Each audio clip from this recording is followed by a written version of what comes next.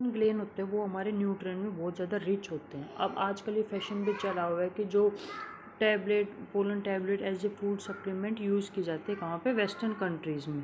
ठीक है, जो अपना पोलन है कंजप्शन है उससे बोलते हैं कि जो एथलीट होते हैं या रेस के जो घोड़े जो रेस में पार्ट लेते हैं उनका जो स्टेमिना है वो बढ़ता है, इसलिए जो पोलन ट्यूब्स की आपको पिक्चर दिखाई गई है ये सब यूज़ होता है। अभी बोला गया कि जब एक बार पोलन ग्रेन शेड हो गया मतलब कि निकल गया, ठीक है, उसके बाद वो कितनी देर तक वायबल रह सकता है, मतलब वो फिर फर्टिलाइजेशन कर पाएगा या नहीं कर पाएगा, उसको बोलते हैं वायबिलिटी। तो जो हमारे सीरियल्स होते हैं जैसे कि राइस हो गया है, चावल हो गया, गेहूँ हो गया, उसमें सिर्फ 30 मिनट्स तक ही वायबल रहता है। मतलब जब पोलन रिलीज़ हो गया उसके 30 मिनट के अंदर अगर वो फर्टिलाइज हो गया तो ठीक है, वरना वो बेकार है। उसके बाद जो Rosaceae, Leguminosae and Solanaceae family है उनकी वाइबिलिटी मंथ्स तक रहती है, मतलब निकलने के कई महीने बाद तक भी वो फर्टिलाइजेशन कर सकते हैं। अब उसके बाद आता है कि हमने आजकल आर्टिफिशियल इंसेमिनेशन सुना होगा, जहाँ पे ह्यूमन्स का भी होता है कि आपको जो सीमेन है उसके बैंक में सीमेन स्टोर करके रखते हैं, वहाँ से आप सीमेन लेके और इंसेमिनेट कर सकते हो। तो सीमेन को हम क्या किस में स्टोर करते हैं, -196 डिग्री सेल्सियस जो कि लिक्विड नाइट्रोजन है उसके अंदर हम स्टोर कर लेते हैं। अब ये हमारा इम्पोर्टेंट है, इसमें कुछ टर्म्स हैं, ठीक है, ये हमारे इम्पोर्टेंट है, पिस्टिल माइक्रोस्पोरेंजियम, ठीक है, एंड ओविल एम्ब्रियोसेक, ये सब हमारा इम्पोर्टेंट है, इस पर ध्यान देना। अब पहले हमने बात करी थी कि जो गाइनोशियम है वो फीमेल रिप्रोडक्टिव पार्ट को रिप्रेजेंट करता है, उसमें सिंगल पिस्टल हो सकता है यानी कि मोनोकार्पलरी, ठीक है, या फिर वो मोर देन वन पिस्टल यानी मल्टीकार्पलरी। मतलब कि अगर एक ही पिस्टल पिस्टल हमने बात करी थी ना, ऐसे अगर एक पिस्टल है तो वो होगा मोनोकार्पली, और अगर ज़्यादा पिस्टल है ऐसे तो होगा मल्टीकार्पलरी। जब एक से ज़्यादा, जैसे 1 2 3 ऐसे पिस्टल है लेकिन ये आपस में फ्यूज़ होके एक अकेला बना ले तो उसको बोलते हैं सिनकार्पस कंडीशन। ठीक है, अब मेन क्या है कि जो पिस्टल है उसके 3 पार्ट होते हैं, स्टिग्मा, स्टाइल एंड ओवरी। जैसे मैंने आपको दिखाया था पीछे डायग्राम में, ये आपका हो जाता है पिस्टल। इसके 3 पार्ट है, जो सबसे ऊपर है ना ये पार्ट आपका है स्टिग्मा, ठीक है, बीच वाला पार्ट आपका ये है स्टाइल, और जो नीचे वाला आपका बेस वाला पार्ट है ना ये आपकी है ओवरी। ठीक है, अब ये दो स्टिग्मा है, जो ये आपको ऊपर वाला ये वाला पार्ट है, ये लैंडिंग प्लेटफॉर्म होता है पोलन ग्रेन के लिए, यानी कि जो पोलन ग्रेन आएगा ना यहाँ से, मतलब बाय विंड, बाय मतलब बाय एयर, बाय वाटर जैसे भी, तो वो आपका इधर आके लैंड करेगा, ठीक है, यहाँ पे आके स्टिग्मा पे, इसलिए इसको हम बोलते हैं landing platform for pollen grain. जो स्टाइल है is the elongated slender part beneath the stigma, मतलब स्टिग्मा के नीचे एक इलोंगेटेड स्लेंडर पार्ट है, ये वाला पार्ट, ये हमारा होता है स्टाइल। और जो basal bulge part of pistil is ovary, यानी जो बेस में जो थोड़ा फूला हुआ मोटा पार्ट है वो हमारा है ओवरी। और जो ओवरी है इसके अंदर हमारी आती है ओवेरियन कैविटी, ओवरी के अंदर ओवरी की कैविटी रहती है, और उसके अंदर हमारा रहता है प्लेसेंटा, ठीक है, इसके भी अंदर हमारा क्या रहता है, प्लेसेंटा। क्लियर है इतना? अब हमारा आता है उसके बाद ये डायग्राम है, ठीक है, ये मैंने आपको बताया ये सब सुपर स्टिग्मा रहता है, फिर ये लॉन्ग सिलेंडर पार्ट अपना स्टाइल रहता है, ओवरी रहता है, ओवरी नीचे थैलेमस से कनेक्टेड होती है। सिनकार्पस मैंने बताई थी, जब सारे फ्यूज हो जाए तो वो सिनकार्पस बनाती है।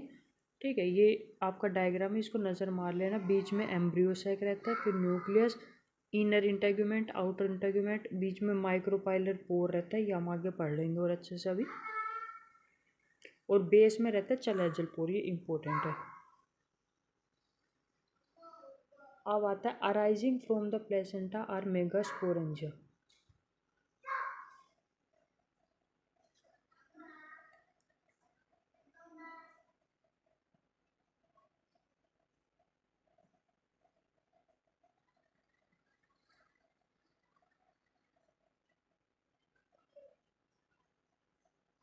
अब आता है कि arising from the placenta or megasporangia, जो प्लेसेंटा है उससे हमारा क्या अराइज होता है, मेगास्पोरेंजिया, जिसको हम बोलते हैं ओव्यूल।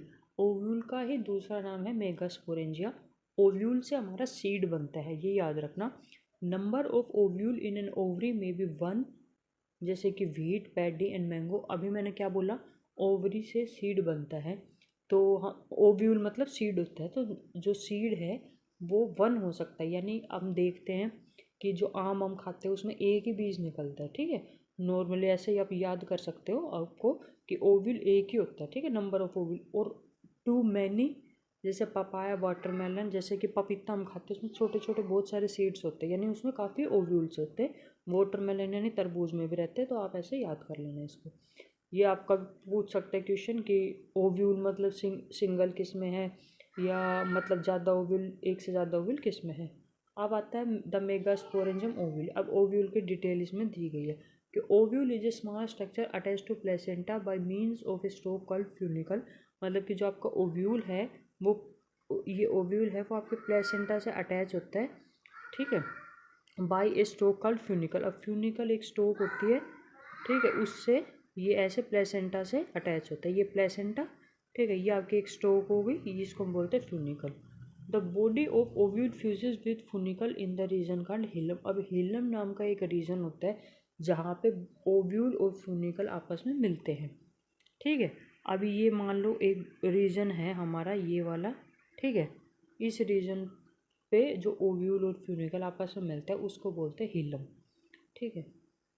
अब जो अब हमारा इसने बोला, अब जो हमारा ओव्यूल होता है ना उस पर क्या लेयर होती है, टू प्रोटेक्टिव। अब ये ओव्यूल है, इसकी जैसे मानो आप टू ऐसे प्रोटेक्टिव एनवेलप होते हैं जिनको हम बोलते हैं इंटेग्यूमेंट, ठीक है, integument. Integument encircle the nucleus except at the tip where small opening called micropyle is organized। मतलब इंटेग्यूमेंट है, अभी जो हमने डायग्राम देखा था ये वाला, कि जो इंटेग्यूमेंट आपका है ना, ये इनर इंटेग्यूमेंट, ये आउटर इंटेग्यूमेंट। इसमें बोला कि जो इंटेग्यूमेंट है वो आपके पूरे ओव्यूल में रहेगी बजाय एक जगह जो होता है आपको माइक्रोपाइलर पोर। यानी ये जो पोर है, देखो आप दिख भी रहा होगा आपको डायग्राम में, ठीक है, ये सिर्फ बी यहाँ तक ही आपकी लेयर है ये, ठीक है, ये बीच में आपका स्पेस खाली है। तो जहाँ पे इंटेग्यूमेंट लेयर प्रेजेंट नहीं है उसको हम बोलते हैं माइक्रोपाइलर पोर, ठीक है। और उसके बाद एक ये चीज़ इंपॉर्टेंट है, opposite the micropylar end is the chalaza. Chalaza representing the basal part of ovule. ये क्वेश्चन कई बार आता है कि बेसल पार्ट ऑफ ओव्यूल क्या है, तो वो है आपका चलाजा। ये अगर ओव्यूल है तो जिसका सबसे नीचे वाला पार्ट है उस वो होता है चलाजा, जिसको हम चलाजल एंड भी बोलते हैं, ठीक है। अभी आता है megasporogenesis, the process of formation of megaspore. नाम से पता चल रहा है मेगास्पोरोजेनेसिस मतलब मेगास्पोर का फॉर्मेशन होता है किससे, मेगास्पोर मदर सेल से, ठीक है, उसको हम बोलते हैं मेगास्पोरोजेनेसिस। ये डायग्राम अभी आपको HTET TGT वगैरह के उससे इतने इंपॉर्टेंट नहीं है, आपको PGT हाई लेवल जाओगे तो आपको एक एक चीज़ पढ़नी पड़ेगी, अभी आपका इतने से काम चल जाएगा। हाँ, ये डायग्राम आप जरूर देखना, ये इंपॉर्टेंट है। Antipodal, polynuclear, central cell, egg, synergid, filiform apparatus, ये डायग्राम इंपॉर्टेंट है, ठीक है।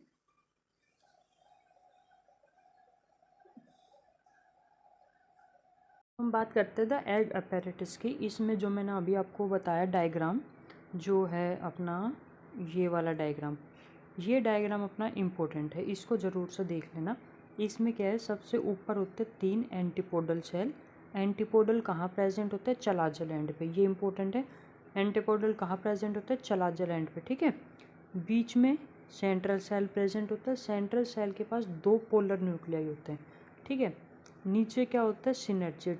सिनर्जिड ये जो नीचे है ना, ये 2 सिनर्जिड और एक ये एग सेल, ठीक है। अब जो हमारे एंटीपोडल हैं इनमें हमें दिख रहा है कि 3 न्यूक्लियस हैं टोटल, ठीक है। बीच में हमारा ये वाला जो है ये सेंट्रल सेल है, लेकिन इसके अंदर न्यूक्लियस 2 हैं, हमें दिख रहा होगा, एक ये और एक ये, ठीक है।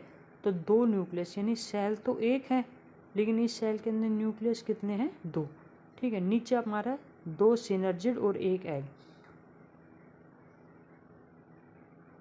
2 अपना सिनर्जिड और एक एग, यानी टोटल कितना हो गया, 3, और सब में एक एक न्यूक्लियस है। तो टोटल न्यूक्लियस कितने हो गए, 3 3 6 और 2 8।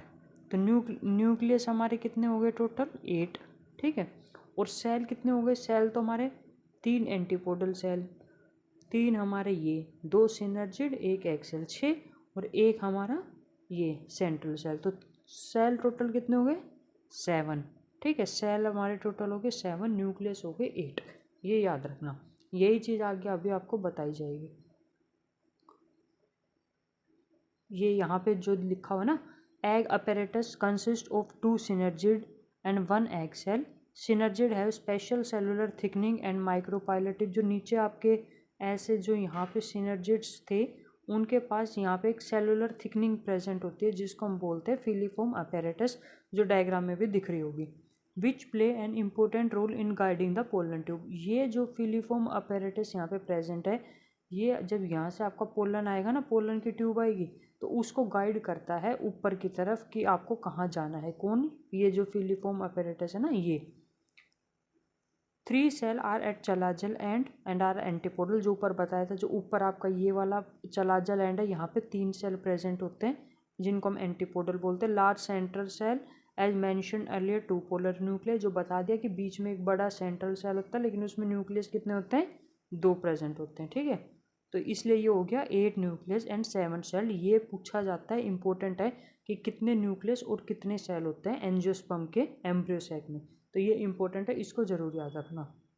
अब पोलिनेशन तो हम सबको पता ही है, बचपन से पढ़ रहे हैं, छोटे क्लासेस से पोलिनेशन क्या होता है, तो उसमें ज़्यादा हम टाइम वेस्ट करेंगे नहीं। इसमें कुछ टर्म्स इंपॉर्टेंट है हमारी, जैसे कि ऑटोगेमी। ऑटोगेमी क्या होती है? जब सेम फ्लावर पे, मान लो अपना ये एक फ्लावर है, ठीक है, इस पे अपना एंथर है और यहीं पे अपना स्टिग्मा है, ठीक है, तो इसी एंथर पर से पोलन ग्रेन इसी स्टिग्मा पे चला जाएगा सेम फ्लावर में। जब पोलिनेशन हो जाए तो उसको हम बोलते हैं ऑटोगेमी। ऑटोगेमी में क्या जरूरी है? Required synchrony in pollen release and stigma receptivity also. अब सिनक्रोनी क्या होती है? मतलब अब मान लो कि आपने ये अपना एंथर है और ये अपना स्टिग्मा है यहाँ पे, इससे यहाँ पे पोलन ग्रेन आना है। अब मान लो यहाँ से तो पोलन ग्रेन निकल गया, लेकिन ये अभी रिसेप्टिव हुआ ही नहीं कि ये पोलन को रिसीव करेगा ही नहीं, तो उस वो पोलन ग्रेन तो वेस्ट चला गया। तो क्या है कि जब ये पोलन ग्रेन यहाँ पे आएगा, उसी टाइम ये भी रिसेप्टिव होना चाहिए, यानी इन दोनों का टाइमिंग सही होना चाहिए। उसको हम बोलते हैं सिंक्रोनी, ठीक है। रिसेप्टिविटी स्टिग्मा की होनी चाहिए और तभी ये दोनों पोलिनेट हो पाएंगे, ठीक है। The anther and the stigma should lie close to each other so that self pollination. ये तो बेसिक बात है कि दोनों पास होने चाहिए तभी सेल्फ पोलिनेशन हो पाएगा। अभी आगे आता है चेस्मोगेमस। जब कुछ एग्जाम्पल दिए हैं, वियोला ऑक्जेलिस एंड कोमेलिना। ये 2 टाइप के फ्लावर प्रोड्यूस करते हैं, एक चेस्मोगेमस और दूसरा क्लिस्टोगेमस, ठीक है। अब जो चेस्मोगेमस फ्लावर है, which are similar to flower of other species with exposed anther and stigma. कि मतलब ये जो बाकी स्पीसीज हैं उनके फ्लावर की तरह होते हैं, इनमें मतलब नॉर्मली अपने स्टिग्मा और एंथर एक्सपोज रहते हैं बाहर की तरफ, नॉर्मली खुले। क्लिस्टोगेमस फ्लावर होते हैं जो खुलते ही नहीं है, जो बंद रहते हैं। इस चेस्मोगेमस का अपोजिट होता है क्लिस्टोगेमस। क्लिस्टोगेमस के do not open at all, मतलब फ्लावर बंद रहता है। अब बंद रहेगा तो स्टिग्मा ये अपना ये और अपना ये एंथर ये क्लोज क्लोज रहते हैं, क्योंकि फ्लावर बंद है, ये क्लोज रहेगा। When anther descends in the flower bud, pollen grain come in contact with stigma to effect pollination. Thus, clistogamous flowers are invariably autogamous as there is no chance of cross pollination. अब भाई जब आपका flower है, ये मान लो, ठीक है, जब ये आपका फ्लावर बंद है, क्लोज स्ट्रक्चर है, मान लो ये पेटल्स, सेपल एंड पेटल हैं, ठीक है। अब ये आपका फ्लावर बंद है। अब इस एंथर के जो पोलन ग्रेन, उनके पास ऑप्शन ही नहीं है कहीं बाहर जाने का, वो इसी स्टिग्मा के ऊपर जाएंगे, ठीक है। तो इसके बाद are invariably autogamous, there is no chance of cross pollination. जब फ्लावर बंद है तो क्रॉस पोलिनेशन होने का चांस ही नहीं है।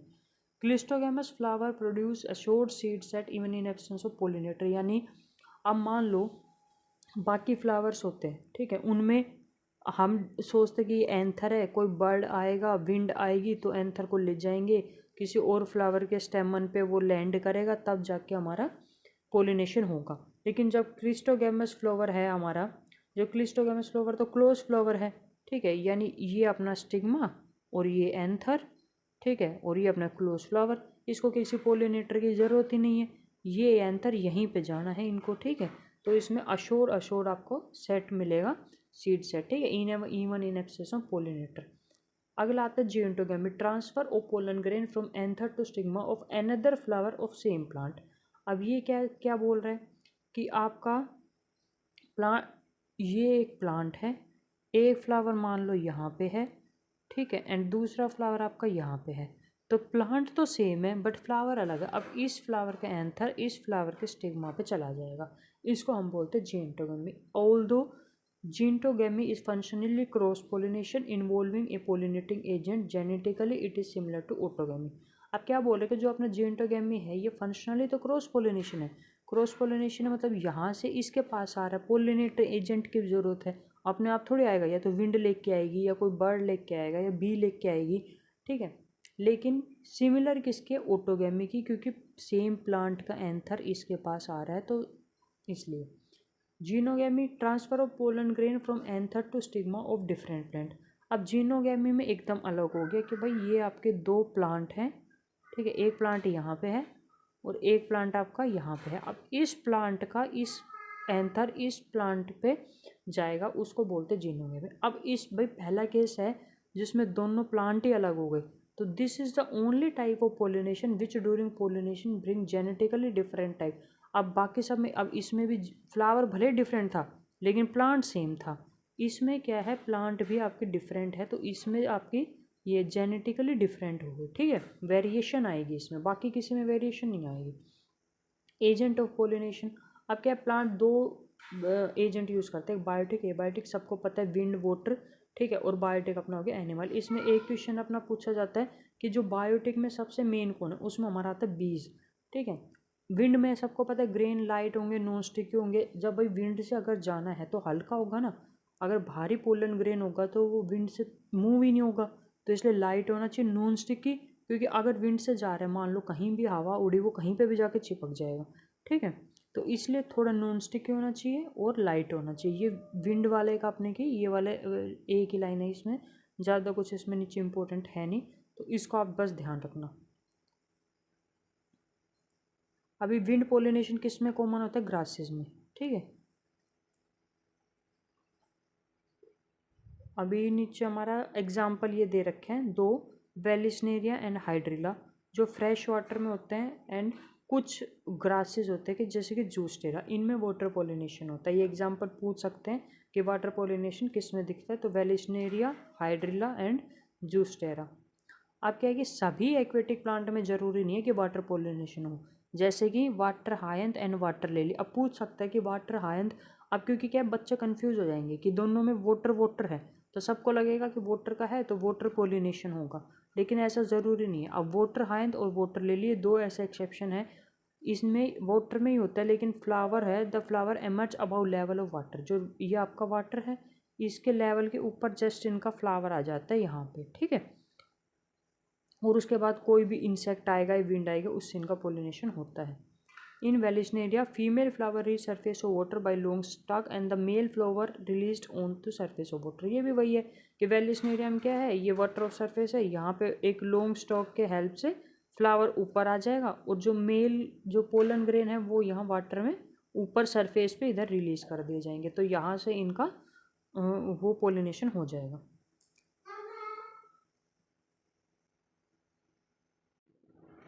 अभी कुछ वाटर पोलिनेटेड प्लांट जैसे कि सी ग्रास हो गया, फीमेल फ्लावर में क्या होता है, जो फीमेल फ्लावर है वो वाटर के अंदर ही सबमर्ज रहेंगे, ठीक है, एक सेकेंड, हाँ, जब जैसे सी ग्रासेस फीमेल,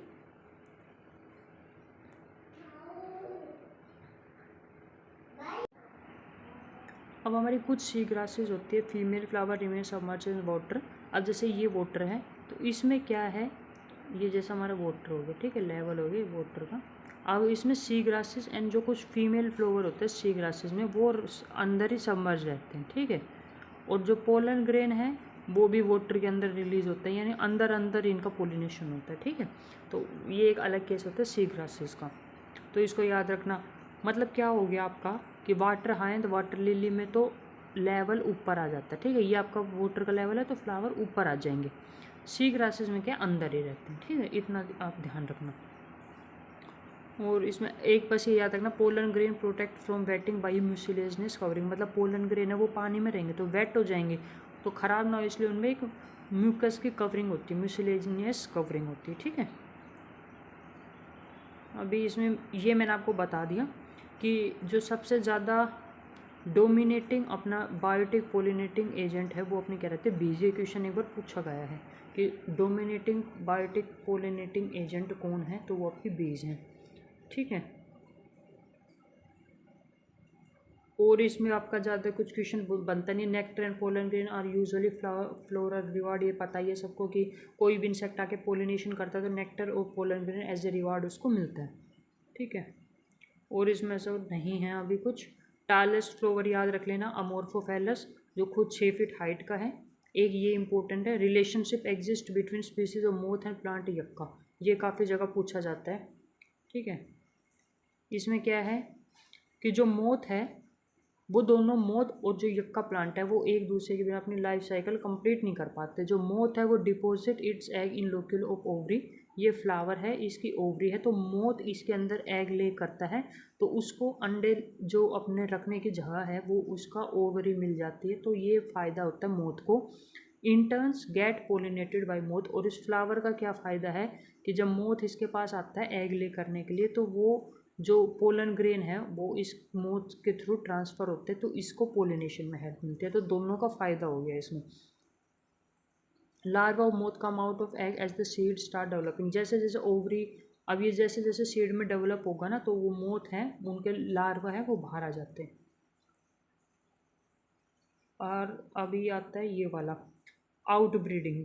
ठीक है, continued self pollination result in inbreeding depression, मतलब जब आप बार बार सेल्फ पोलिनेशन कराओगे तो उससे इनब्रीडिंग डिप्रेशन हो जाता है। ये वर्ड ध्यान रखना, इनब्रीडिंग डिप्रेशन। तो इसके लिए हमें in some species pollen release and stigma receptivity are not synchronize, ये मैंने बता दिया था कि जिस टाइम पोलन रिलीज होता है उसी टाइम अपना, अब ये बोल रहे कि जो अपना सेल्फ पोलिनेशन है वो किस किस कारण से नहीं हो पाता है। ठीक है, have developed many devices to discourage self pollination and to encourage cross pollination. अब कि भाई आप मान लो बार बार सेल्फ पोलिनेशन करोगे तो इनब्रीडिंग डिप्रेशन आ जाता है। ठीक है, तो इसके लिए हमें किसको प्रमोट करना है कि क्रॉस पोलिनेशन हम करें। तो उसके लिए हम क्या क्या कर सकते हैं। पहली चीज़ कि जब मैंने अभी बताया था कि ये आपका स्टिग्मा है, ये एंथर है, जिस टाइम पे एंथर से पोलन ग्रेन निकलेगा उस टाइम ये आपका रिसेप्टिव नहीं होगा, तो सेल्फ पोलिनेशन से बच जाएगा। एक ये रीज़न है। दूसरा, either the pollen is release before stigma become receptive, यही मतलब बता दिया। In some other species the anther stigma place a different position, कि एंथर तो आपका कहीं और है, और ना सॉरी एंथर ये आपके जो पत्र रहते हैं ये कहीं और है, और जो आपका स्टिग्मा है उसकी पोजीशन दूर है, मतलब तो आपस में वो उनमें डिस्टेंस काफ़ी हो जाता है, तो वो नहीं कर पाते सेल्फ पोलिनेशन। ठीक है, are placed a different position. Both the devices prevent autogamy. Third device to prevent inbreeding is self incompatibility, this is genetic mechanism and prevent self pollination from the same flower from fertilising the ovule by inhibiting pollen germination. अब कुछ cases में क्या होता है, genetic mechanism ही होता है कि जब एंथर है ना हमारा, तो एंथर जब आपका ये स्टिग्मा है, अब कुछ स्पीसीज़ में क्या होता है कि जेनेटिक मैकेनिज्म होता है जो प्रिवेंट करता है सेल्फ पोलिनेशन को। इसमें क्या होता है कि जब आपका पोलन ग्रेन यहाँ पे आता है तो ये इसको अंदर पोलन ट्यूब ही नहीं बनाने देता है। ठीक है, फ्रॉम फर्टिलाइजिंग दो बाय इनहिबिटिंग पोलन जर्मिनेशन और pollen tube growth in the pistil, इसके अंदर जो ट्यूब है उसको ग्रो नहीं होने देता, ये एक जेनेटिक मैकेनिज्म है इसका। ठीक है, another prevent is the production of unisexual flower, एक ये तरीका है कि अब यूनिसेक्सुअल फ्लावर का डेवलपमेंट ही नहीं होगा तो ऑटोमेटिक सेल्फ पोलिनेशन रुक जाएगा।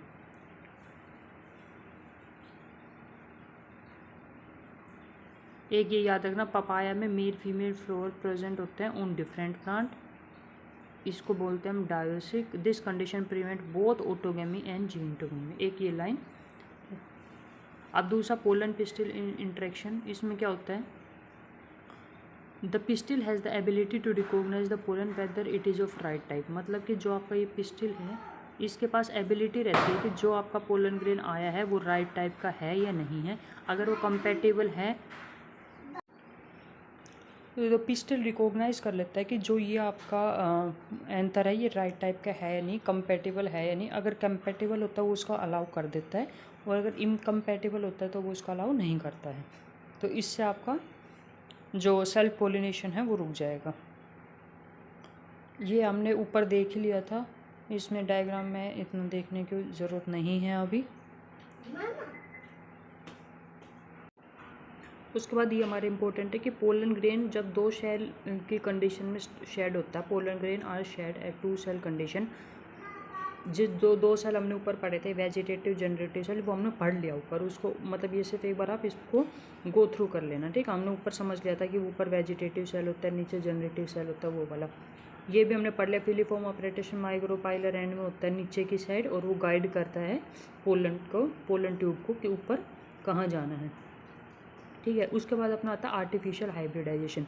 ये इंपॉर्टेंट है जो आजकल चल रहा है क्रॉप इम्प्रूवमेंट प्रोग्राम वगैरह में, कि इसमें क्या होता है, डिज़ायर्ड पोलन ग्रेन होता है। मतलब कि हमारे पास कोई प्लांट है, उसमें हमें पता है कि ये पेड़ अच्छा है, इसमें कीड़े नहीं लग रहे हैं, इसमें ये क्वालिटी है, तो हम उसके पोलन ग्रेन को सेलेक्ट करके और पोलिनेशन करवाते हैं। तो हमें जो अच्छा पेड़ होता है, जो आजकल चल भी रहे हैं हाइब्रिड सीड हर चीज़ में, तो वो उसके लिए यूज़ होता है कि आपको बेस्ट जो पेड़ है वो आपको मिलता है, ठीक है।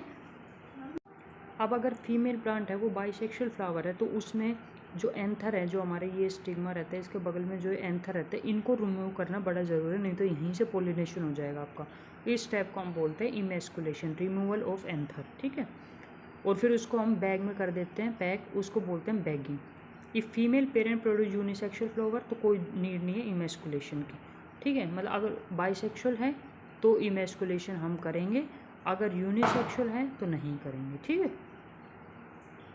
डबल फर्टिलाइजेशन, अब ये इम्पोर्टेंट है, इसको बहुत ध्यान से देखने, इससे क्वेश्चन बनता है कि after entering one of the synergid pollen tube release 2 male gamete into cytoplasm of synergid. अब ये हमने पढ़ा थे नीचे सिनर्जिड है, ठीक है। अब क्या है कि इनमें से एक सिनर्जिड में पोलन आपका एंटर करेगी, pollen tube release 2 male gamete into cytoplasm. अब यहाँ पे उसने 2 मेल गैमेट को रिलीज कर दिया, ठीक है। अब one of the male gamete moves toward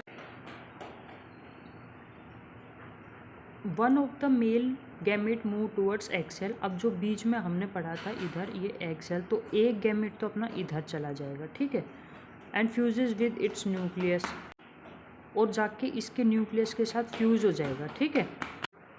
अब जो ये हमारा यहाँ पे इससे फ्यूज़ कर जाएगा ना, तो इस यहाँ पे हमारी सिनगेमी कंप्लीट हो जाएगी, ठीक है। वर्ड हो गया सिनगेमी, जब हमारा एक पोलन ट्यूब में अपने में 2 मेल गैमेट थे, एक इधर एग सेल के साथ फ्यूज़ होकर सिनगेमी कर दी, और उसने क्या बना दिया, जाइगोट, ठीक है। यहाँ पे हमारा एक जाइगोट बन गया, ठीक। अब अदर मेल गैमेट, जो दूसरा मेल गैमेट है, ये हमारा एक बार दोबारा बनाते हैं साफ। ये एक इधर 2 आए थे, इधर एक सिनर्जिड में 2 आए थे मेल गैमेट, एक इसके साथ फ्यूज़ कर गया और यहाँ पे जाइगोट बना लिया। जो बचा वो गया यहाँ पे सेंट्रल सेल में 2 पोलर न्यूक्लियाई हैं। जो दूसरा मेल गैमेट है वो इधर जाएगा और इसके साथ जाके फ्यूज़ करेगा 2 polar nuclei in central cell and fuses with then to produce triploid primary endosperm nucleus, यानी PEN, प्राइमरी एंडोस्पर्म न्यूक्लियस बनाएगा इससे फ्यूज होके, ठीक है। इसको हम बोलते हैं ट्रिपल फ्यूजन, क्योंकि it involve the fusion of 3 haploid nucleus. 3 haploid nucleus, एक अपना ये वाला और 2 अपने ये वाले, ठीक है। तो 3 जगह फ्यूज हुआ, तो इसको हम बोलते हैं triple fusion. Since 2 type of fusion, syngamy and triple fusion, take place in embryo sac, the phenomena is known as double fertilisation. कि भाई हमारा एक फर्टिलाइजेशन तो इधर हुआ और एक फर्टिलाइजेशन हमारा इधर हुआ, इसलिए बोलते हैं डबल फर्टिलाइजेशन। यहाँ पे हमारा बना जाइगोट और यहाँ पे हमारा बना PEN। इसमें काफ़ी बच्चों को कन्फ्यूजन रहती है, तो आई थिंक ये क्लियर हो गया होगा। अब जो सेंट्रल सेल है, after triple fusion become primary endosperm cell. अब ये बन गया प्राइमरी एंडोस्पर्म सेल और ये एंडोस्पर्म में डेवलप हो जाएगा, while the zygote develop into embryo. अब ये आपका एंडोस्पर्म बन जाएगा और ये आपका इधर जाइगोट है, ये आपका एम्ब्रियो बन जाएगा। ये आपको इतना ध्यान से बहुत ज़्यादा डीपली देखने की जरूरत है, मोटा मोटा इसको समझ लेना। ये मैंने बताया जाइगोट इधर बन गया, ये आपका PEN बन गया, तो सब वही चीज़ें हैं, कुछ अलग नहीं है। और जो आपके एंटीपोडल सेल होते हैं वो डिजनरेट हो जाते हैं। पोस्ट फर्टिलाइजेशन इवेंट में वही है अपना, एंडोस्पर्म डेवलप हो जाएगा, वो एम्ब्रियो बन जाएगा, ठीक है। अब एक इसमें ये क्वेश्चन पूछा जाता है कई बार कि कोकोनट वाटर है जो अपना, उसमें क्या है, मतलब जो बीच में हम कोकोनट वाटर देखते हैं उसमें क्या है, वो क्या चीज़ है, वो अपने पास है फ्री न्यूक्लियर एंडोस्पर्म। और जो वाइट गिरी होती है नारियल की वाइट कर्नल, जो मोटा white kernel is cellular endosperm. जो उसके बीच में पानी है वो तो अपना है फ्री न्यूक्लियर एंडोस्पर्म, और जो वाइट कर्नल है वो अपना है सेलुलर एंडोस्पर्म। ठीक है। एंडोस्पर्म में be completely consume by developing embryo. हो सकता है कि जो ये अपना एंडोस्पर्म है ना, वो जो मतलब जब सीड डेवलप होता है तो कम्प्लीटली कंज्यूम हो जाए, जैसे कि मटर मूंगफली वगैरह में हम देखते हैं बिल्कुल वाटर प्रेजेंट नहीं होता। ठीक है, बीच में एंडोस्पर्म बिल्कुल प्रेजेंट नहीं होता, तो वो यूज़ कर लेते हैं बिफोर सीड मैच्योरेशन। या हो सकता है कि वो मैच्योर सीड में परसिस्ट करता हो, तो उसका एग्जाम्पल है कैस्टर एंड कोकोनट। अभी embryo develop and micropylar end of embryo sac where the zygote is situated. ये इतना कुछ है नहीं इसमें, ये याद रखना रेडिकल से रूट निकलती है। ठीक है, ये रूट कैप होता है और ये कोलेराइज है। ये एक बार डायग्राम में ये सब पढ़ लेना। Zygote give rise to proembryo and subsequently into globular heart shape and mature embryo. ये शेप याद रखना कि मैच्योर एम्ब्रियो है और हार्ट शेप वाला। ठीक है, बाकी इसमें से इतने क्वेश्चन बनेंगे नहीं। ये रखना प्ल्यूम्यूल होते हैं वो स्टेम की टिप होती है, ये पूछा जाता है। रेडिकल होती है वो रूट की टिप होती है। प्ल्यूम्यूल ऊपर रहेगी, रेडिकल यहाँ पे रहेगी, और रूट टिप किससे कवर होती है, रूट कैप से। ग्रास फैमिली में कोटिलीडन को ही स्क्रूटेलम बोला जाता है, ये भी याद रखना है। ये होती है रेडिकल और रूट कैप होती है, ये इनक्लोज होती है कोलेराइजा में। ठीक है, जो अभी ऊपर देखा था रेडिकल का, ये यहाँ पे इनक्लोज होती है, ये जो स्ट्रक्चर होता है कोलेराइजा बोलते हैं। ठीक है, ये इतना इसमें से इतने क्वेश्चन नहीं बनेंगे आपके। एक ये याद रखना, नॉन एल्बुमिनस सीड है नोज रेजिडुअल एंडोस्पर्म, कि जो नॉन एल्बुमिनस सीड है उनमें कोई रेजिडुअल एंडोस्पर्म नहीं होता, कंप्लीटली कंज्यूम हो जाता है वो।